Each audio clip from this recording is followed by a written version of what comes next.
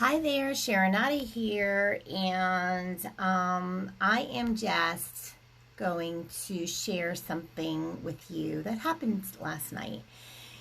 And, there's a lot of, oh my gosh, there's so much happening. And, right now, there's a lot of pandemonium happening, a lot of energy being expended from everybody's thoughts and the fear and the anxiety. And I'm just here right now because I have a very important message that I want to share. Thank you for joining me.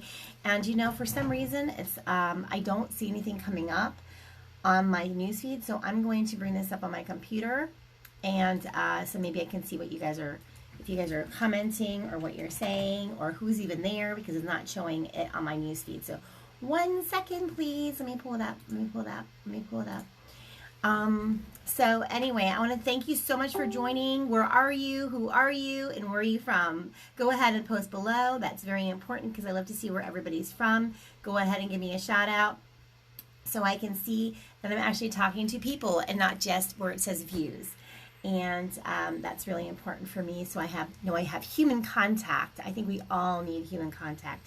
Hey Lisa, how are you? I see that is coming up for me. Okay, awesome. Give me hearts. Love you, love you, love you. So I'm going to just start in with this real quick because I don't want to be too long. I want to definitely give everybody the time and attention that they need. Hey Carrie, thanks for being here. And this message is very important that happened to me last night. And I really want to share, and I really want you to think about what happened to, like how you would deal with the situation. So yesterday, hey Heather, how are you? Oh my gosh, okay, all my favorite people are here. I'm so excited. Thank you for joining me. Okay, so I'm gonna just jump in right now and share this important message and what happened last night. I did have my Brilliant Tuesday call last night, and that we have every Tuesday. So I'm just plugging that real quick. So definitely in the Build Your Own Brilliance Network, Sisterhood Network, come on our Brilliant Tuesday calls, because I did share this there already. And every week we are doing those calls at 8:30 at night. So for right now, though, I'm going to share it with everybody else that was not on the call, because this was very important about the message that came to me. And so yesterday I get a call in the afternoon that my son, who lives about 4.5 to 5 hours away, was going to come and visit us. And we've been really wanting to see him, social distancing, but he's family. I love him. I miss my son. I haven't seen him since Christmas. He's in college. He's 22. So he had went away to Vegas, and a couple weeks ago, and he wanted to make sure that he was clear and clean because he didn't want the old people to get infected, because he's very responsible that way. And he wanted to make sure that he didn't have any reactions from Las Vegas when he was there visiting. And 2 weeks ago, we didn't know how, or 3 weeks ago, we didn't even realize the severity of what was happening here until recently, right? Until recently. So ends up that he wanted to surprise us coming down, and he's about 4.5 hours into the drive, 4 hours into the drive, and he gets a phone call he finds out through a phone call that his friend's roommate, who he saw his friend, and they were keeping in small clusters, not going out a lot, just within their little community of friends, and his friend had a fever. And so now my son is 30 minutes away, and he says, Mom, he says, Mom and Dad, he says, my friend, we went over to my friend's house, so-and-so's house, and his roommate had a fever, and we don't know what he has. And so he says, so I don't know if I have something or not. He says, and I don't know if I'm contagious. I'm like, oh my God, this was like, whoa, this is really like, what do you do? What do you do when somebody tells you this, right? And it's your son. And so while he's 30 minutes away, he's already driven 4.5 hours. And so I said, well, just keep driving here and get into the parking, into our driveway, and we'll figure out what to do. So my husband and I were talking, and we're like, we have a couple situations, a couple scenarios. This is a moral decision And, when it's your family, it's your son, your children, what do you do in this situation? And how do you react? You could freak out. You could, panic and start crying. You could, just think clearly and say we have choices. So that's kind of where we went. We went clear and had choices. Oh, pick up the volume. Okay, I'm going to try to pick up the volume. I don't know if this works. Okay. All right, I'm trying to pick up the volume. Let's see. Oh, boy. Okay, I don't know. Hopefully you can hear me. So maybe you need to raise the volume, Adele. I'm going to put a mask on and hug them. Exactly. So anyway, so we don't have any masks here. And so he came into the driveway and we're just like, okay, well, he's like, Mom, I have to go to the bathroom. And I knew he was coming. So, we're like, some of the scenarios were, okay, first of all, it was 8 o'clock at night. So if he turned around and went back home, it's going to be very late. So he can't drive back home. I mean, he could, but he's not going to get home until very, very late. It wasn't going to be actually like 6 o'clock. So he, and he was feeling fine. So, so we just said, you can't even hug them because you don't want to even touch them, right? So we said, you know what? Go into the backyard. We have a very large patio. He said, just go into the backyard. And we were looking so forward to seeing him. He was very, very angry. We were all very disappointed. We were all very angry. We were going through different emotions because we were so forward to seeing him because it's been since, I think, Christmas. And we want to make sure he's okay. He wants to make sure we're okay. And this is spring break, by the way. My husband had off the entire week anyhow. So I made a pot of spaghetti because that's his favorite meal, and I already had the spaghetti cooking. And we gave it to him on a paper plate. He sat far away on the patio. We have a very large patio, so he sat on one side of the patio.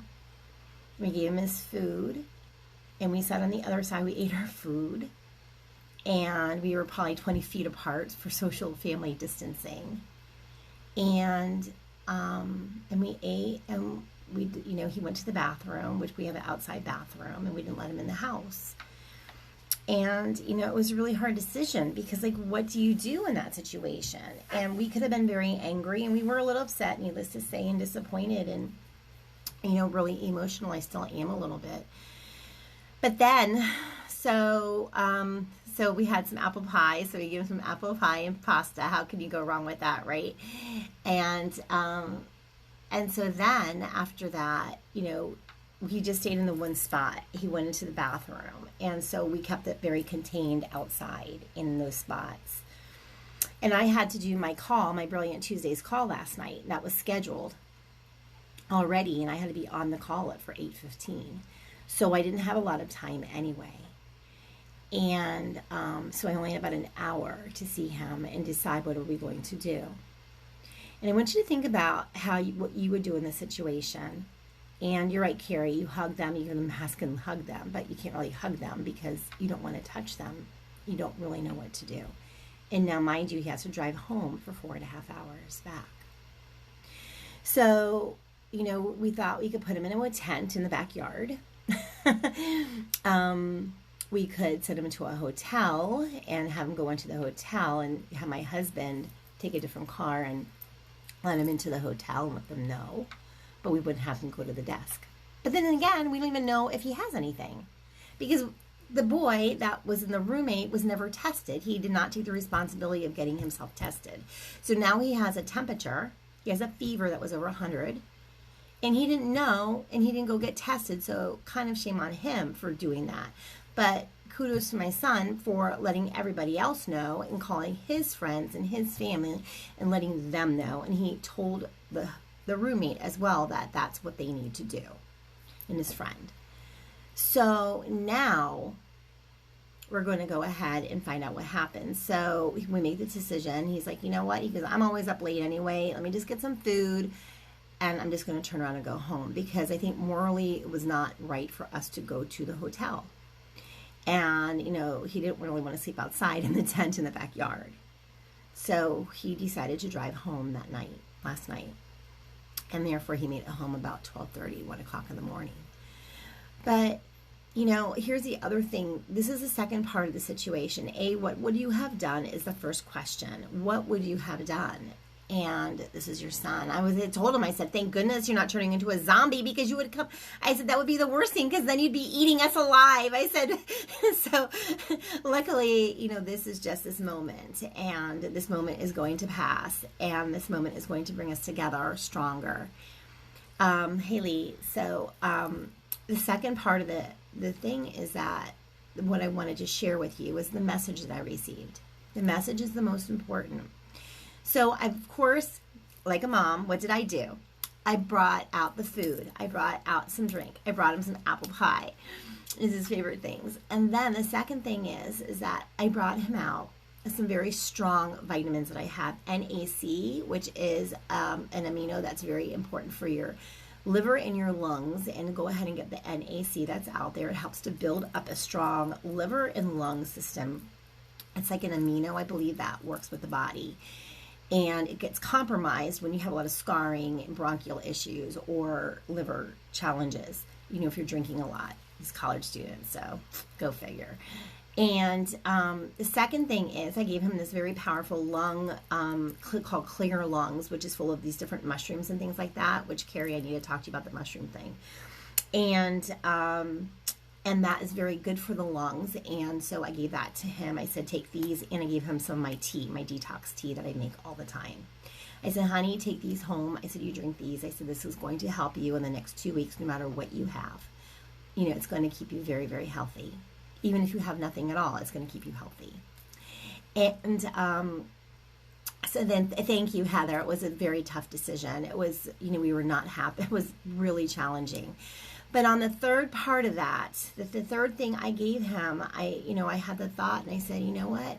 Before I go in there into my Brilliant Tuesdays live call, I need to share something with you, Kyle. And I said to my daughter and my husband, I need you to do this for me. I said, we're going to send Kyle light right now and send him energy. He's on the other side of the pool. He's on the other side of the patio.